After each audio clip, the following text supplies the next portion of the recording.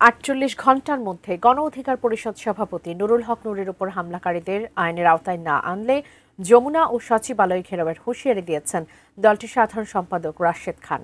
সকালে Dhaka medical college হাসপাতালে নূরের শারীরিক অবস্থা নিয়ে সংবাদ সম্মেলনে হুঁশিয়ারি দেন তিনি। একই সাথে নুরুল হক নূরের উপর হামলার ঘটনায় স্বরাষ্ট্র উপদেষ্টার পদত্যাগও দাবি করেন তিনি। সংবাদ সম্মেলনে দলের নেতারা জানান, গতরাতে নূরের শারীরিক অবস্থার অবনতি হওয়ায় তাকে আরও কিছুদিন হাসপাতালে থাকতে হবে। বিদেশে উন্নত চিকিৎসার ঘোষণা দিয়েও সরকার তালবাহানা করছে। নেতারা বলেন, প্রয়োজনে দল এবং পরিবারের পক্ষ থেকেই তাকে বিদেশে পাঠানো হবে। এদিকে হামলার ঘটনা তদন্তে ৩০ কার্যদিবসের মধ্যে তদন্ত রিপোর্ট দেয়া নিয়েও সরকারের সদিচ্ছার অভাব প্রমাণিত হচ্ছে বলে অভিযোগ করেন রাশেদ খান।